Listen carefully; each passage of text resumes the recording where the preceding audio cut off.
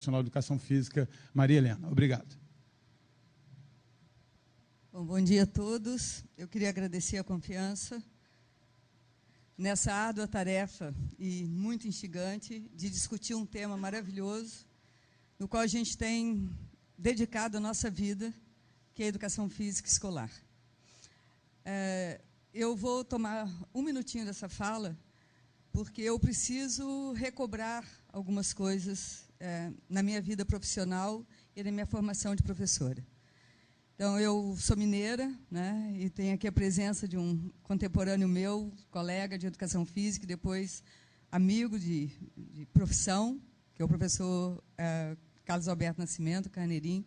Como tenho aqui também hoje o meu amigo e professor da universidade na qual eu estou trabalhando, que é o professor Marino. Então, eu faço parte de uma geração da educação física, a qual a gente tem uma trajetória que veio da educação física, onde haviam muito poucos cursos de formação em educação física, onde eu mesmo comecei a dar aula com 17 anos, fazendo um curso de atualização, porque não tinha graduação na minha cidade, eu era atleta, mesmo com 1,5 m, atleta de voleibol. E depois, a educação física não era a minha profissão principal, a minha escolha, mas como eu fui inserida na educação física e me apaixonei aos 17 anos, eu me aposentei na Universidade Federal de Juiz de Fora, na qual eu fui professora por 18 anos, em 1997. E depois que eu saí da Universidade Federal, eu tenho dedicado todo o meu tempo às instituições de ensino superior, à pesquisa, às prefeituras, principalmente nas instituições de ensino particular e hoje na estadual da UDESC. Eu sempre brinco, que é uma brincadeira. A época que eu mais trabalhei foi a época depois que eu aposentei. E que agora eu estou fazendo um retreinamento para diminuir mais o meu turno de trabalho e me dedicar a algumas situações que realmente me encantam e me desafiam até hoje. A segunda questão que eu gostaria também de fazer um recorte é que esse trabalho que eu vou apresentar aqui, ele é fruto de uma parceria desde 1986. Eu fui a primeira orientanda do professor Rui Jornada Krebs, de mestrado, quando ele veio do doutorado. E fui a segunda e a primeira professora de educação física orientanda dele do doutoramento em 1992.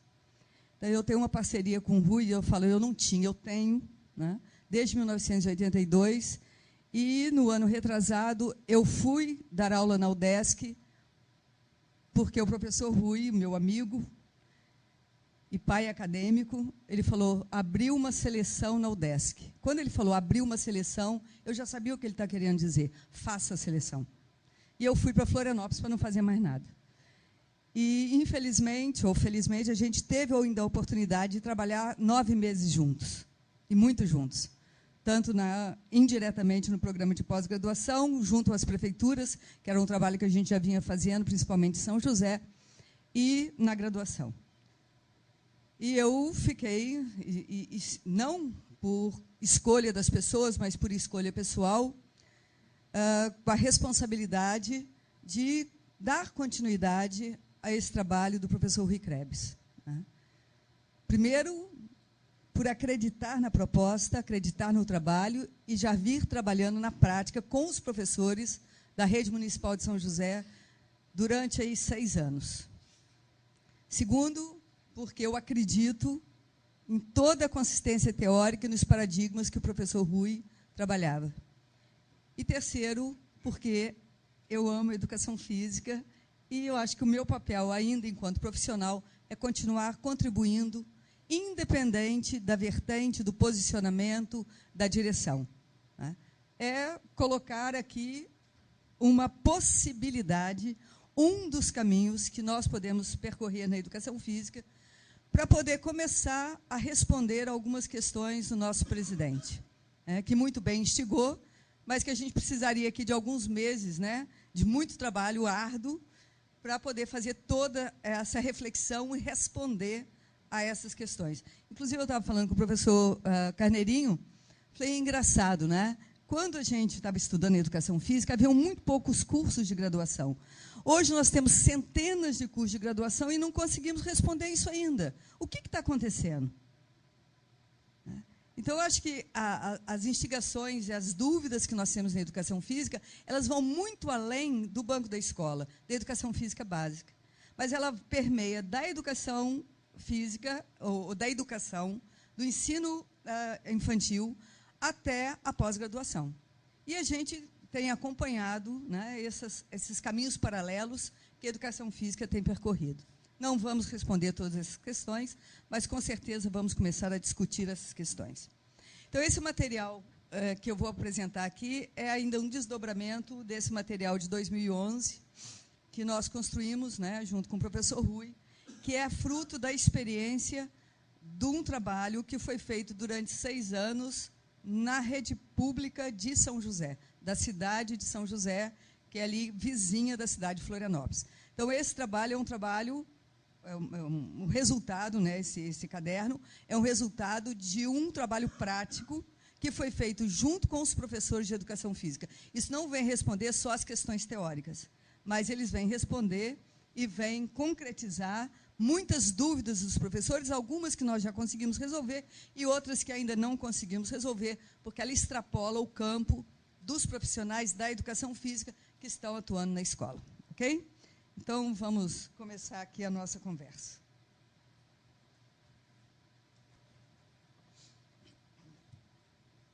É esse negocinho aqui mesmo? Tem certeza? Absoluta? Cadê meu amigo?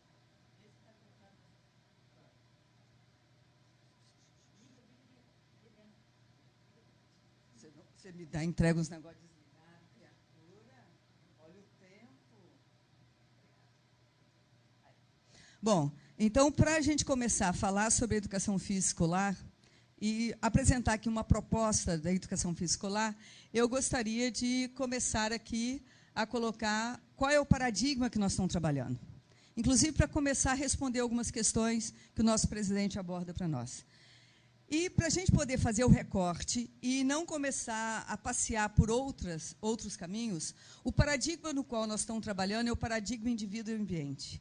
Aonde que a gente acredita, né, a partir da teoria bioecológica do desenvolvimento humano, que o sujeito transforma o contexto e é transformado por esse contexto a partir das atividades que ele participa ativamente. Então, se ele participa ativamente, independente do contexto que ele realiza essas atividades, ele transforma esse ambiente e é transformado por esse ambiente. E nós, educação física, então, a gente está numa posição muito tranquila, confortável e desconfortável, porque nós somos esse ambiente e que estamos interagindo com esse indivíduo. E aqui eu busco esse paradigma a partir dos escritos do professor Rui, que é a criança em relação a si própria e a criança em relação ao mundo externo. Quando a criança está em relação a si própria, nós a tratamos como indivíduo. Quando a criança está em relação ao mundo externo, nós tratamos o ambiente. Aqui nós temos o conhecimento do corpo e o conhecimento do tempo e do espaço. Aqui formando, então, essa criança com seus atributos pessoais. Bom, para a gente falar na proposta da educação física, ou num planejamento de educação física, eu acho que um dos pontos fundamentais e importantes é nós começarmos a ver quais são essas etapas nas quais nós queremos caminhar. Então, nós temos um pré-planejamento, um planejamento específico, uma avaliação e revisita do planejamento e o replanejamento. Eu não vou aqui me ater a essa questão, mas eu preciso fazer esse recorte, porque é através, principalmente, desse pré-planejamento, que nós iremos nos alicerçar para escrever e para fazer a implementação dessa proposta na nossa escola. Uma das coisas que a gente tem vivenciado e experienciado é que nós temos várias propostas, né? Eu sou professora de Planejamento e Educação Física Escolar, hoje na Universidade Estadual de Santa Catarina, na UDESC, no Cefid. E a gente trabalha com todas as abordagens presentes da educação física. E os alunos, os acadêmicos, estão no 6º ano, 6º semestre. Eles estão no último, né, buscando ali a sua última energia para a sua formação. E eles falaram assim: professora, como é difícil a gente entender as diretrizes que estão traçadas para nós. Mas por que é difícil entender? Porque essas diretrizes que estão postas, elas todas têm um referencial teórico muito grande e muito denso. E, normalmente, os nossos estudantes eles têm dificuldade de fazer essas relações. Então, uma das opções que nós fizemos foi, bom, nós podemos discutir qualquer proposta de educação física escolar a partir do primeiro passo que nós vamos dar na escola. E aqui eu também preciso fazer essa relação da nossa teoria e prática. Então, não adianta eu formular os meus objetivos, formular a minha missão da educação física, porque uma coisa é a missão do Brasil, outra é a finalidade da educação física brasileira, a outra é a missão e a finalidade da educação física estadual, a outra é a missão e a finalidade da educação física municipal, e a outra é a missão e a finalidade da educação física na escola. Logicamente que todos esses contextos, eles devem estar muito bem relacionados. Porque eu não posso ir na contramão de uma diretriz ou de uma proposta nacional, de uma proposta estadual, de uma proposta municipal, porque senão nós vamos jogar por chão todos os projetos pedagógicos até então construídos por cada município. E eu não posso fazer isso. Agora, eu tenho que ter clareza em o que é dessa proposta federal, nacional, o que é dessa proposta estadual, dessa proposta municipal, que realmente eu posso trabalhar na minha escola. E me parece que esse é o grande abismo que existe entre o que está posto e aquilo que está sendo realizado e implementado. E aqui eu trago, então, quais são os elementos que nós precisamos, antes de pensar numa proposta de educação física, de efetivar essa proposta e construir essa proposta de educação física para a escola, sem perder de vista uma proposta nacional, estadual e municipal, os elementos que nós vamos precisar trabalhar. Então, o primeiro deles é descrever minuciosamente as instalações físicas. E aqui nós já vamos fazer uma reflexão e talvez a gente possa responder algumas questões. O esporte é uma das manifestações da cultura corporal que realmente estão na nossa cultura e no nosso dia a dia. Por muitos anos, a educação física ela foi vista como esporte. Quando a gente fazia educação física, a gente tinha ginástica e esporte. Depois veio a evolução, veio as modificações e muitos outros conteúdos foram inseridos. Agora, o primeiro ponto, como que eu vou trabalhar esse esporte na educação física ou esses conteúdos se eu não tenho instalação física? Eu não vou partir para o chororó da educação física, porque nós precisamos fazer educação física, ministrar a educação física, que é um conteúdo obrigatório e que nós estamos lutando por ele toda a nossa vida e todos aqueles que nos antecederam, independente da instalação que nós tivermos. Eu posso ter um asfalto, eu posso ter uma quadra poliesportiva, eu posso ter uma quadra de terra, mas a educação física tem que estar presente. Agora, essa relação, ela precisa ser feita. Então, a primeira coisa, qual é a instalação física que eu tenho?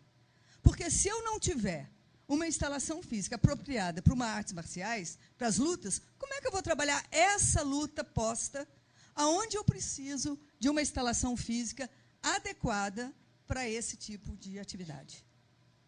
Então, o primeiro ponto, qual é a instalação física que nós temos? Segundo, quais são os equipamentos e os materiais disponíveis na escola? Hoje, quando eu entro na escola, e eu estou te contratando para dar aula na minha escola, e eu te peço para montar uma proposta curricular junto com os demais professores de educação física. Aí nós vamos na biblioteca, vamos pegar todos os livros e vamos construir uma proposta. Mas para qual escola? Então, quais são os equipamentos e os materiais disponíveis na escola? E quais são aqueles equipamentos e materiais que a escola vai poder adquirir para que eu possa trabalhar a educação física. E depois eu vou contar uma história breve para vocês de uma experiência também que eu tive a oportunidade de vivenciar. Conhecer. Qual é o horário da educação física? Nós temos um país que é continental. Qual é o horário dessa educação física? Será que eu posso trabalhar com o mesmo tipo de atividade em qualquer horário? Não sei.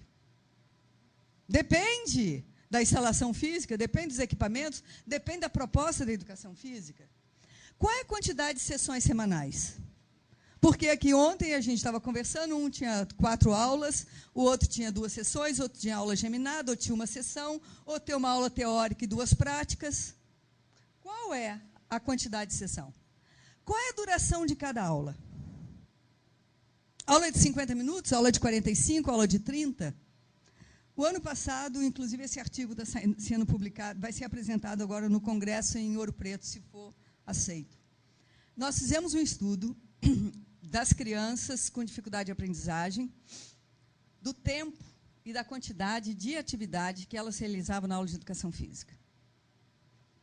E fizemos lá uma estimativa, uma equação estatística, e constatamos que o professor de educação física, dos seus 50 minutos, ele trabalhava 23, e desses 23 minutos, essas crianças com dificuldade de aprendizagem tinham uma prática de 14 minutos. Como é que nós queremos discutir obesidade, hábito de educação física, se na própria aula de educação física, uma criança que tem dificuldade, que precisaria ser mais estimulada, mais incentivada, ela só faz 14 minutos? O que está acontecendo? Então, qual é a duração de cada aula? Qual é o tempo que eu demoro para buscar as crianças na sala de aula e levar para o pátio? Quanto tempo que eu demoro, quando eu termino a minha aula, para as crianças se lavarem, lavar o rosto, tomar água, voltar para a sala de aula sem estar suada, né? Porque o professor de matemática, de português, de geografia, não admite que a criança tenha um nível de excitação maior do que ela saiu da educação física. Quer dizer, ele também esquece do papel, né, da missão dele, da finalidade da disciplina dele na aula, porque nós temos que tirar aquela criança daquela tensão. E ele deveria tirar também aquela criança dessa alta motivação para começar a fazer outra atividade. O número de escolares por turma. Tem alguma coisa a ver? Se eu tiver uma turma de 40, se eu quiser uma turma de 30, se eu tiver uma turma de 25? Tudo é diferente. Ou seja, nós não podemos idealizar uma educação física que é igual para tudo, porque é impossível que eu possa fazer isso. O outro elemento, descrever as características pessoais dos escolares. E aqui a gente volta com uma questão. Não é a característica física, não é a característica etária, não é a característica biológica, se é menino ou se é menino. É quais são os recursos e quais são as disposições que esses escolares têm para a aula de educação física. Os recursos são as experiências deles. Como é que a gente pode buscar saber que as experiências que eles estão trazendo, ou não estão trazendo, do seu cotidiano? Das atividades livres que eles fazem, das brincadeiras que eles já aprenderam, dos brinquedos, das recreações que eles fazem, das competições, da pelada no clube, da pelada na rua. Ou seja, quais são essas experiências que as crianças têm? E quais são as disposições que essas crianças têm para fazer educação física? Eu faço educação física, mas se for futebol. Professor, hoje vai ter futebol queimada? Porque se não tiver futebol queimado, não faço educação física. Mas ele nunca experienciou outras coisas. Mas a gente tem dificuldade em experienciar algo que a gente não conhece. É seguro jogar bola, futebol, e é seguro jogar queimada, porque eu já sei fazer, eu não vou me expor. Agora, e nós, professores, qual é o nosso objetivo? Qual é o nosso grande desafio? Então, aqui, nós temos um elemento. Quais são os recursos e disposições que as crianças têm hoje para fazer educação física? Bom, a partir do pré-planejamento, e para mim o pré-planejamento é o ponto de corte, é o ponto de que vai ser fundamental, porque dele vai decorrer a organização dos módulos, dos conteúdos e a adequação das características dos escolares, que é o planejamento específico. Vai decorrer desse pré-planejamento o plano anual, vai decorrer desse pré-planejamento, o plano de unidade, e vai decorrer desse pré-planejamento o plano de aula. A gente não precisa preparar a aula. Que engraçado, eu tenho 41 anos de magistério do ensino superior. E eu não tenho a mínima vergonha de dizer para vocês. Só de ensino superior já fazem mais de 30 anos que eu dou aula em universidades, em faculdades. Todas as vezes que inicio o semestre, na primeira aula, eu perco o sono. Eu não tenho. Para mim, é a minha preocupação, o meu engajamento, porque o nosso primeiro contato é aquele que vai decidir todo o nosso semestre. Então, se nós tivermos uma empatia, se nós tivermos uma relação que vai ficar marcada no primeiro dia de aula, eu garanto 50% até o final. Agora, se eu tiver uma demanda negativa entre o professor e os acadêmicos, tudo vai ser mais difícil. E isso também acontece com as crianças. Então, quando eu dava aula lá de educação infantil, eu lembro que esses meus 2 dentes aqui, eles eram mais encavalados. E eu estava dando uma bronca nas crianças pequenininhas, porque eles tinham aprontado. Eu só tenho 1,5 m, mas imagina perto de criança de 5 anos, que estava sentado no chão e eu em pé. Eu era um gigante. E eu dando bronca, falando, e as crianças, tudo com os olhos estatalados, me olhando, e de repente elas falaram assim: tia, o seu dente vai pular. E eu fui aprendendo a educação física escolar com essa trajetória e observando as crianças. Porque tudo aquilo que eu estava falando com elas não tinha sentido nenhum. O que tinha sentido... Aí eu comecei a me imaginar a cara que eu estava fazendo para o pequenininho lá de 4 anos observar: tia, o seu dente vai pular. Ou seja, você está tão brava, está falando tanto, ele não sabe o que eu estou falando. Ele estava preocupado que o meu dente ia pular da boca de tão brava que eu estava. Ou seja, né, qual é o sentido e qual é a relação que nós temos, que demanda que nós estamos criando para que essa educação física realmente ocorra. Então, o plano de aula, ele é fundamental, sim. Eu não preciso escrever, né, como eu sou professor de estágio também, como a gente às vezes exige dos nossos acadêmicos, mas eles estão começando, eles precisam sistematizar isso. E, para isso, eles têm que fazer um exercício. E é só um exercício, mas é necessário que eles saibam, né? Qual é o objetivo da aula dele, qual é o tempo que ele vai distribuir, quais são os conteúdos que ele vai trabalhar, como é que ele vai avaliar, qual é a metodologia que ele vai trabalhar, porque se ele não consegue fazer aula. Depois, no terceiro, avaliação e revisita ao planejamento, que é a avaliação periódica, avaliar o progresso da aprendizagem, avaliar o processo da aprendizagem, e, a partir da avaliação do progresso dos escolares, o professor faz as adequações necessárias para as próximas aulas. E aqui eu tive a oportunidade de vir a Foz do Iguaçu, há 2 anos atrás, para dar um curso sobre avaliação da educação física escolar. E foi muito gratificante, porque ali a gente discutiu muitas coisas, né? E, para mim, né, em toda a educação física escolar, aqui nós temos ainda um grande problema, que é a questão da avaliação. E o replanejamento, então, que é o final, a maioria dos escolares atingiram o objetivo proposto nos diferentes temas, a maioria dos escolares demonstraram melhoria na aprendizagem, o interesse nas atividades propostas e o tempo na realização das atividades diminuíram. Essas são as perguntas que a gente tem que fazer. Por que meu aluno hoje não quer fazer educação física?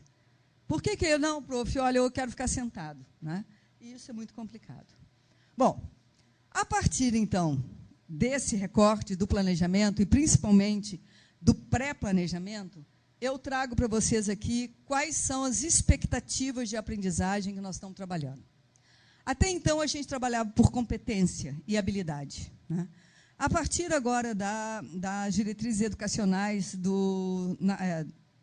que devem ser postas em 2014, 2016, as competências elas foram alteradas para expectativas de aprendizagem. Porque as competências a gente vem trabalhando como habilidade geral e as habilidades uma competência específica. E toda a instituição de ensino, desde a educação infantil, a educação básica, até o ensino superior, ele trabalhava por competência. E agora nós vamos começar a trabalhar por expectativas de aprendizagem. O que eu espero dos meus alunos? Que tem a ver uma relação com a missão da educação física e com seus objetivos. Então, aqui nós temos 3 grandes expectativas. Uma expectativa de aprendizagem na responsabilidade pessoal e social. E aqui a gente elencou alguns aspectos que são as diretrizes para a gente trabalhar essas expectativas. Respeito, envolvimento, responsabilidade pessoal e solidariedade. A gente veio, a partir dessas discussões, e percebeu que o diálogo está cada vez mais distante. E isso é tão verdadeiro que, se a gente observar as crianças ou os adolescentes brincando, cada um está com o seu videogame sentado à mesa, e muitas vezes eles, ou com o seu celular, e eles conversam por mensagem. Ou seja, o diálogo ele está se distanciando. E a educação física, ela pode resgatar isso como educação, essa questão do diálogo. A outra questão é as expectativas de aprendizagem físico-motora, que são as vivências motoras lúdicas, as atividades rítmicas e expressivas, as atividades gímnicas, os jogos e os esportes educacionais. E as expectativas de aprendizagem em situações a resolver, que são os conceitos de movimento e aprendizagem perceptivo-motora. Se a gente perceber dessas 3 grandes expectativas, ou seja, o que eu pretendo com os meus escolares, com as minhas crianças e meus adolescentes, eu tenho aqui a expectativa de aprendizagem do movimentar-se e do movimento responsável. Porque o movimentar-se e realizar o movimento é fácil. Agora, quando eu coloco o outro junto comigo, ou quando eu me relaciono com o outro, eu preciso desse termo que a gente tem esquecido, que é a responsabilidade. A expectativa de aprendizagem em situações a resolver no contexto escolar, social e familiar. Isso eu tenho uma crença, como eu coloquei na questão do paradigma, que eu transformo e sou transformada pelo contexto no qual eu participo ativamente. E esses 3 contextos são os contextos mínimos que nós participamos. Quando a gente sai do seio familiar e entra na escola, nós aumentamos o nosso círculo e, consequentemente, o nosso círculo social. Então, essa expectativa de aprendizagem para resolver situações, eu preciso resolver situações ou conflitos, é no contexto escolar, no contexto familiar e no contexto social. Então, eu não posso agora também só olhar para a escola e falar que aquilo que eu vou trabalhar na educação física escolar é só para a educação física escolar, porque eu tenho os outros contextos nos quais eu vou levar essas experiências e trazer dos outros contextos as experiências vividas para a escola. E outros são expectativas, então, de responsabilidade pessoal e social, o qual eu apresentei para vocês. Bom, quais seriam, então, os grandes objetivos da educação física? Se eu tenho 3 expectativas, eu tenho 3 grandes objetivos. O objetivo das expectativas físico-motor é compreendido como as habilidades, os conhecimentos, as destrezas e as experiências de movimento que escolares apresentam durante as atividades propostas pelo professor no seu cotidiano. Ou seja, é essa relação de dupla mão, de ir e vir da escola para o contexto no qual as crianças vivem. A expectativa de situações a resolver, compreendida pela condição que o escolar internaliza e demonstra os conceitos de movimento, contribuindo para o pensamento ativo durante as atividades motoras dadas pelo professor no cotidiano para solucionar problemas. Porque a nossa vida ela é feita de situações a resolver. Todo o tempo que eu tenho, eu estou resolvendo situações. Ou eu posso estar resolvendo situações agradáveis ou situações de conflito. E eu posso dizer que a nossa vida ela é feita por conflitos. E cada aquele que tem mais condição de resolver conflitos, é aquele que se relaciona melhor com os outros. E as expectativas de responsabilidade social e pessoal. Comportamentos cooperativos aprendidos durante a participação dos escolares nas atividades propostas, demonstrando respeito, envolvimento, responsabilidade pessoal e solidariedade com os colegas e as demais pessoas. porque a gente tem o hábito, né, de falar assim, mas os acadêmicos hoje na universidade não respeitam o professor. E eu pergunto, os professores respeitam os acadêmicos? Os filhos hoje não respeitam os pais. Qual é o nível de respeito que os pais têm tratado os filhos? O coleguinha não respeita o outro coleguinha. Qual é o nível de respeito mútuo que existe entre os coleguinhas? Eu acho que é um elemento que a gente está precisando reforçar e retomar. Então, o objetivo geral: criar situações para os escolares aprendam a moverem-se para a realização das atividades do cotidiano, recreacionais e competitivas, e realizem atitudes responsáveis socialmente. Ou seja, aqui eu tenho as expectativas de aprendizagem da responsabilidade social, as expectativas de aprendizagem para as situações a resolver e as expectativas de aprendizagem físico-motora. Quais seriam as metas? O que eu quero com esses meus estudantes? Eu quero que eles sejam excelentes esportistas? Não. Ou sim. Mas eu preciso que eles sejam habilidosos, que eles sejam competentes para resolver situações relacionadas aos aspectos biopsicossociais, e aí eu volto no paradigma da teoria ecológica do desenvolvimento humano, que nós somos sujeitos, indivíduos biopsicossociais, e não adianta querer separar isso, porque é impossível. E nós queremos escolares competentes para decidirem responsavelmente. Porque tomar decisão é simples. Agora, tomar decisões de responsabilidade para com um contexto, com o ambiente e para com o outro, é outra história. Não, eu sou responsável, mas a minha responsabilidade, o quanto que afeta o outro, o quanto que afeta o meu ambiente. Então, a fala ali do professor, do nosso presidente, que terminou os fogos e ele nunca viu uma praia tão suja. Que responsabilidade é essa? Que competência de tomar uma decisão responsável em relação ao outro? Mas é a escola só que tem que ensinar a catar o papelzinho? Isso vem do primeiro contexto, que é o contexto da família. Mas como é que nós vamos entrar no... Aí nós vamos começar a tecer um bolo de neve que a gente não vai achar o fio. Porque nós precisamos estar presente e atacar todos esses contextos mais próximos nos quais a gente trabalha. Eu tenho tido uma experiência muito interessante, que é com a questão da avaliação da educação física. Atualmente, eu tenho trabalhado com as crianças DCDs, com as crianças com desordem de coordenação desenvolvimental, que são essas crianças que a literatura diz que tem 5% da população do mundo que tem desordem coordenativa desenvolvimental, tem dificuldade de aprender. Tirando esses 5%, eu tenho 10% que está em risco. E depois eu tenho o restante que aprende.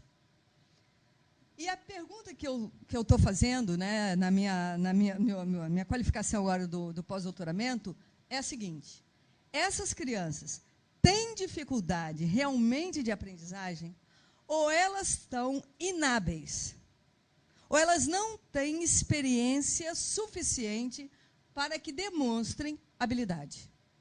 Elas realmente têm problema ou nós é que estamos fazendo... Quando eu falo nós, não é a da educação física. Nós, o contexto, nosso cotidiano. Nós é que estamos colocando isso em pauta. Então, essa é a pergunta, né, que eu quero responder, inclusive desenhando um modelo das variáveis que mais interfere na dificuldade de aprendizagem.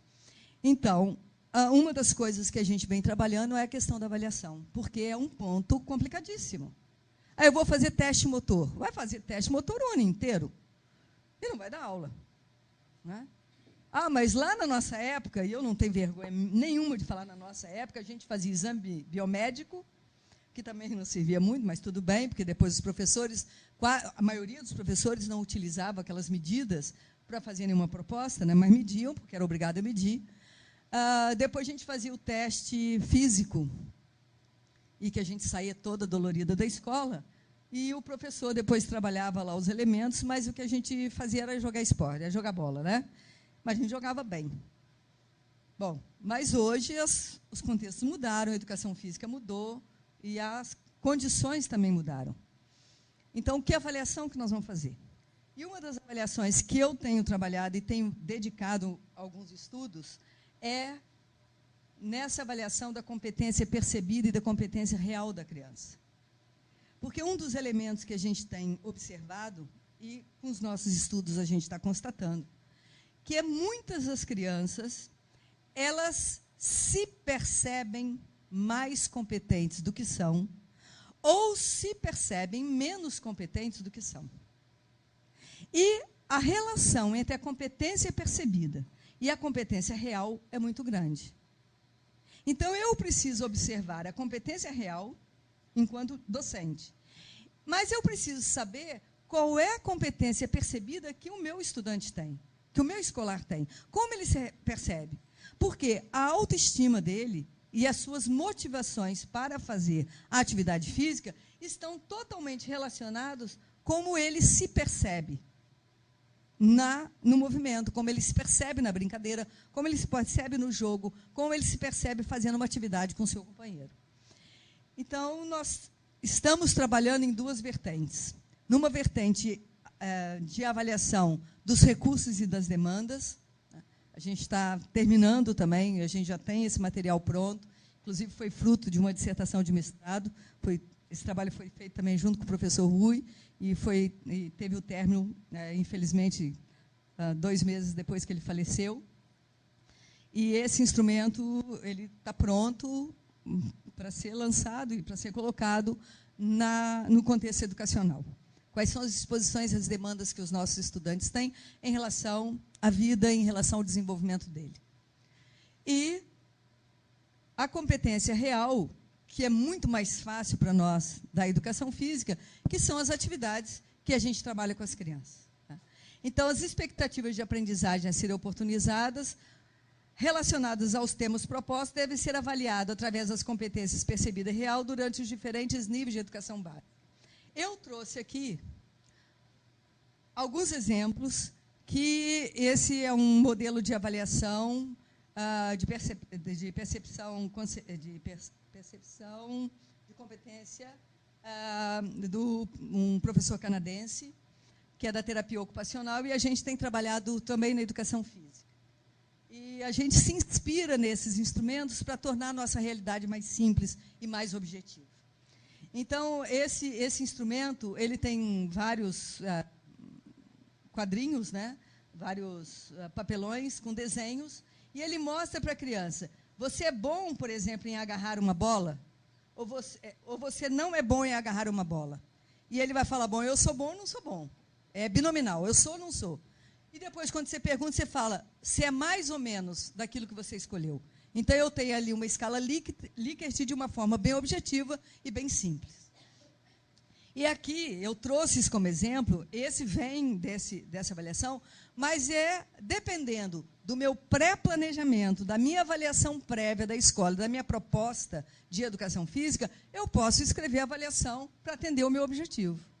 Então, se eu quero o sujeito, lá na educação infantil, que ele aprenda as habilidades fundamentais, né, do nosso cotidiano para a recreação, eu tenho várias maneiras de observar esses sujeitos. Porque uma coisa que me incomoda muito, eu trabalhando inclusive com observação, é quando eu pergunto aos estagiários, né, lá no estágio da educação física, e eles falam, a sua aula, como é que você avaliou o seu aluno? A partir da observação. E eu pergunto, quais são os critérios? Eu não sei.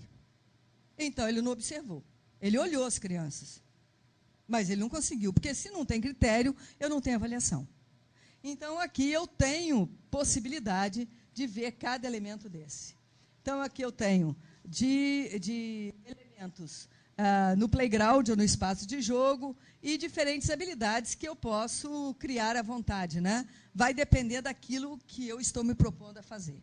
Sempre relacionado à minha finalidade, aos meus objetivos e às minhas metas. E aqui é um ponto que eu acredito ser de fundamental importância, é que ele pergunta assim, tem outra coisa que você acha difícil de fazer? Ou alguma outra coisa que sou realmente muito bom ou bom em fazer? Porque aqui eu vou pegar quais são as disposições e os recursos dessa criança que são positivos e que são negativos. Quais são os recursos que vão gerar disposições positivas e disposições negativas. Porque eu trabalho com os dois elementos. E aqui eu tenho uma condição de buscar das crianças aquilo que realmente eles têm dificuldade ou aquilo que eles são muito bons em fazer. E aí a gente também já tem um outro parâmetro para nos ajudar nesse planejamento da educação física. Bom, a partir desses pressupostos e desses encaminhamentos, com essa experiência que a gente vem realizando, eu tenho aqui uma audácia. Instigada por todas essas questões, e sem medo nenhum, inclusive de ser feliz, eu trago aqui uma proposta que eu abri na prospectiva da minha tese de doutorado, que foi a alfabetização motora. Isso em 1996.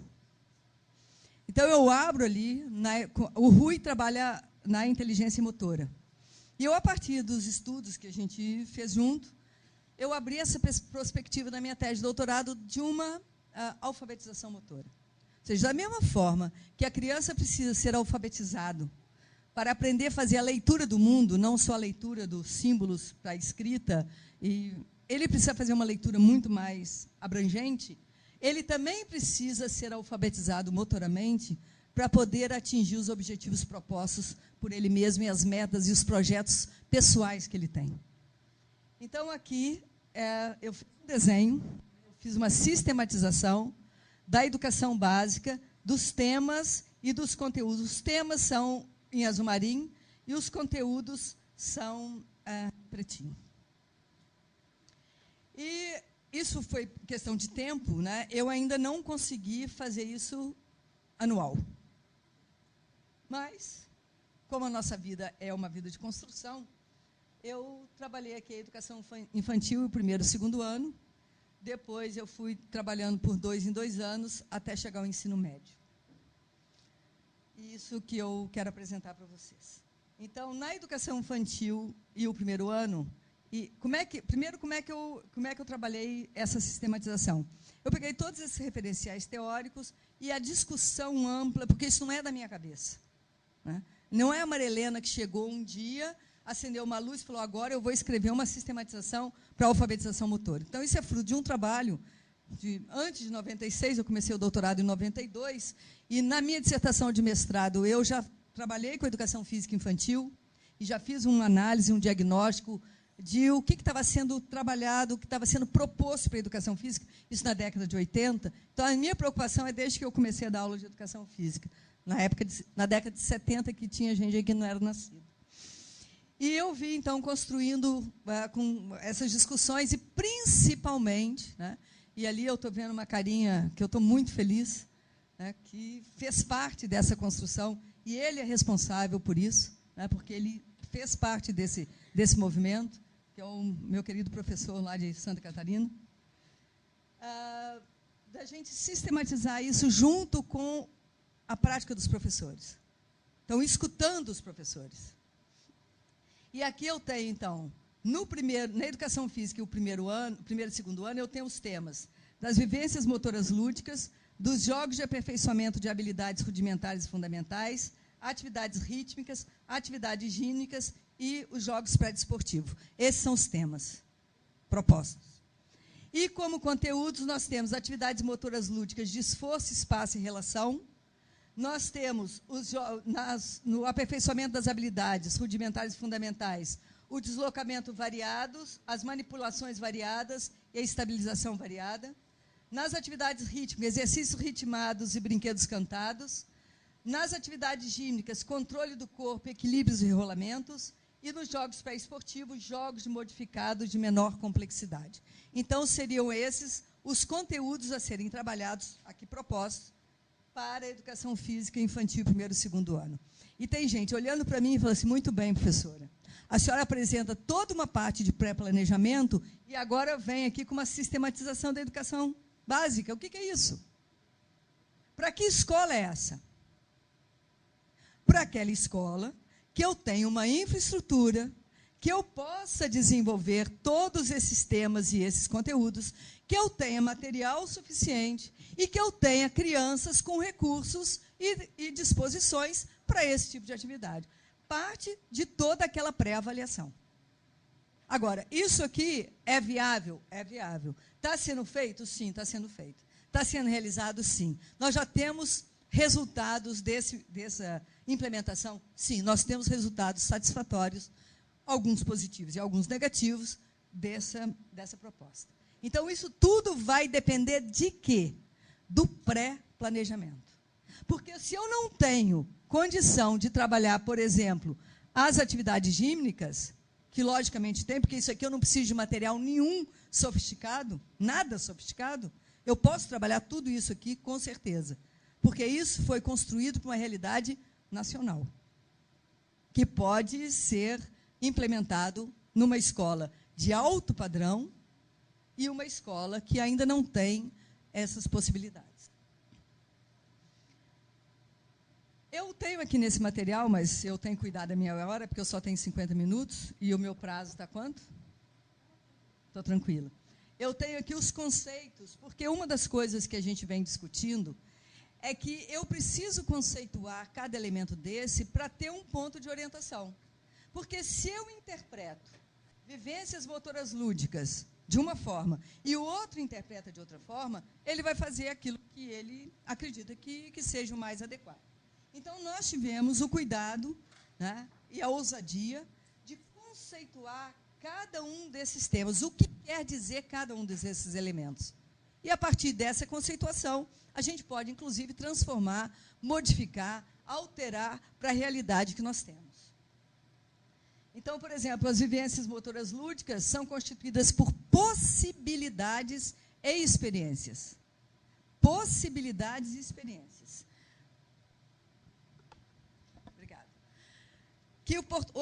Que oportunizam a aquisição e o aperfeiçoamento dos conceitos de movimento, esforço, espaço e relação. Isso aqui vem do desenvolvimento motor, né, da educação física, que está mais voltada para a área do desenvolvimento motor, porque nós precisamos trabalhar esses elementos que, quando eu coloquei expectativas de situações a resolver, essas expectativas de situação a resolver são cognitivas. São intelectuais. E as intelectuais que eu vou trabalhar na educação física é o esforço, o espaço e a relação.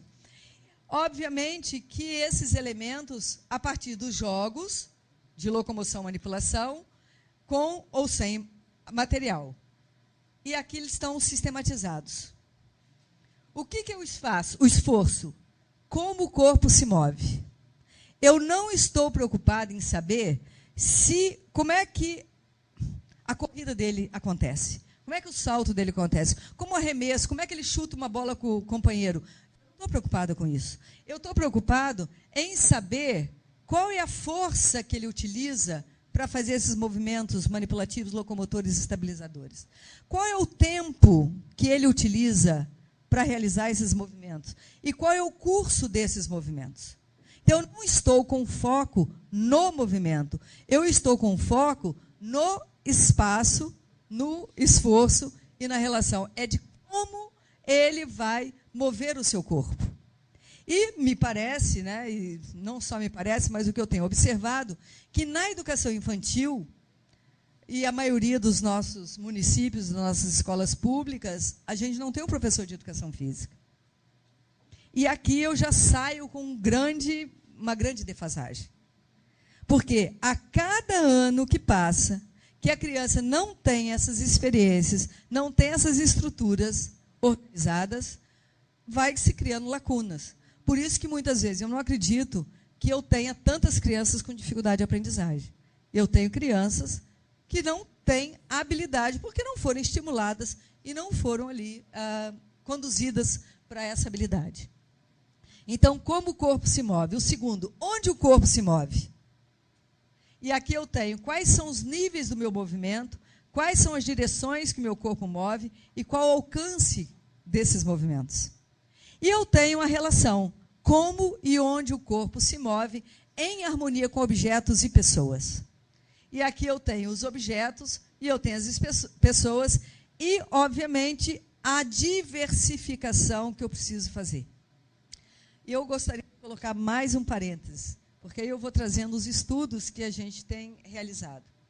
Nós terminamos agora um estudo com o Xbox, que é o videogame, com sensores, e eu precisava de algo, né, que as crianças não conhecessem, para ver qual é o tipo de prática que elas mais aprendem.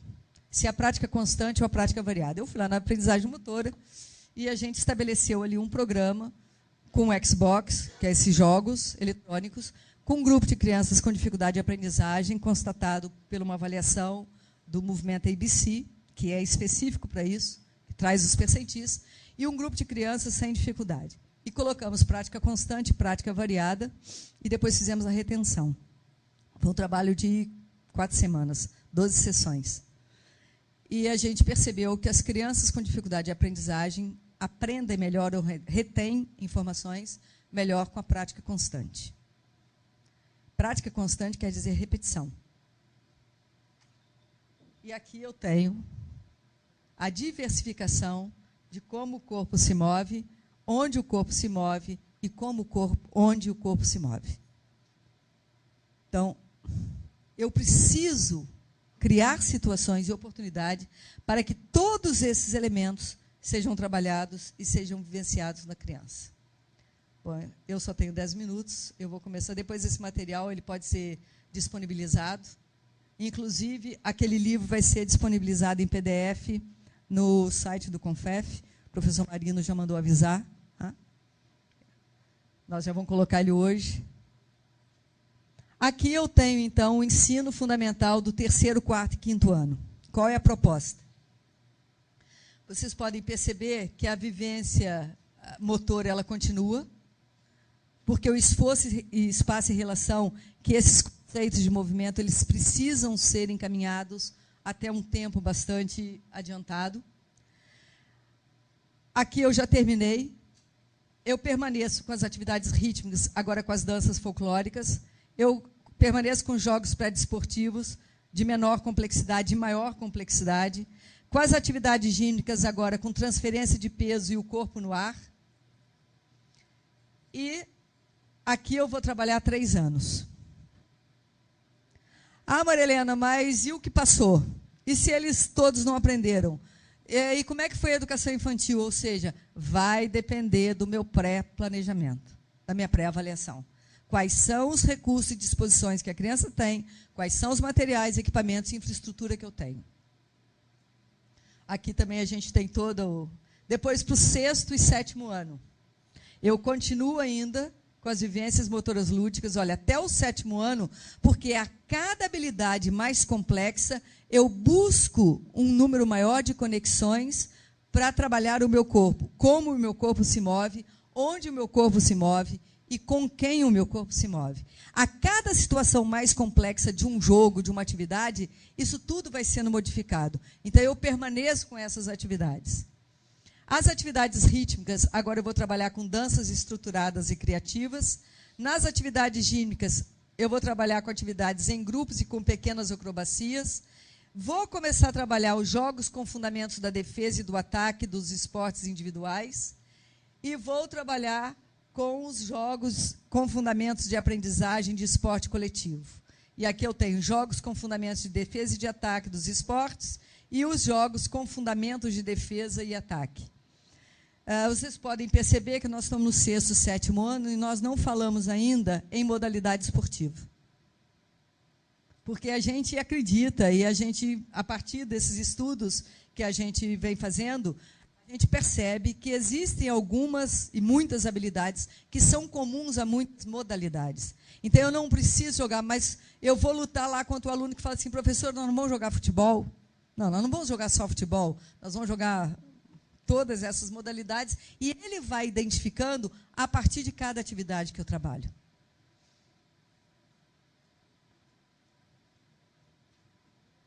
O 8º e 9º ano.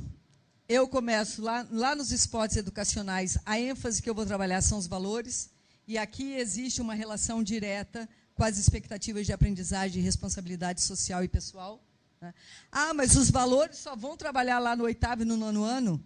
Os valores relacionados ao esporte educacional.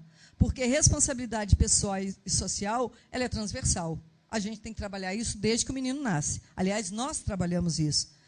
A questão é que muitos dos valores que são colocados na família não são os mesmos valores que são trabalhados na escola e os mesmos valores que nós vivemos na sociedade. E aqui nós temos agora ainda os jogos de aprofundamento, de defesa e ataque dos jogos coletivos, os jogos de fundamentos, porque aqui é aprofundamento e aqui fundamentos. Na ginástica, atividades gímnicas, eu tenho séries com acrobacia. Nas atividades rítmicas, eu tenho coreografias. E no ensino médio, eu vou trabalhar com as atividades rítmicas, ainda coreografias, os jogos com aprofundamento de defesa e ataque do esporte individual, o aprofundamento dos jogos de defesa e ataque coletivo, os esportes educacionais, técnicas esportivas, táticas esportivas e valores, e aqui, atividades gímnicas, séries com acrobacias.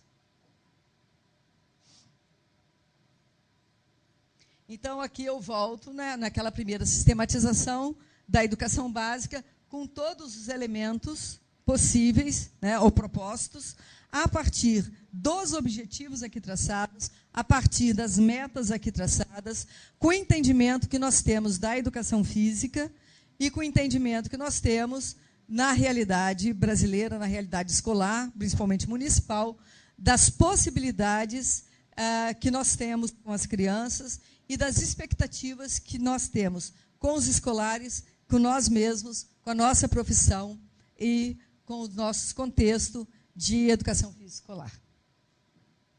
Então, aqui, só para vocês perceberem como é que isso vai acontecendo, eu tenho aqui, então, a educação infantil, que é o desdobramento, né? Depois eu vou para 3º, 4º, 5º ano, 6º, 7º, 8º e 9º, o ensino médio, e aqui o quadro completo da educação física escolar, uma proposta, então, da alfabetização motora. Muito obrigada.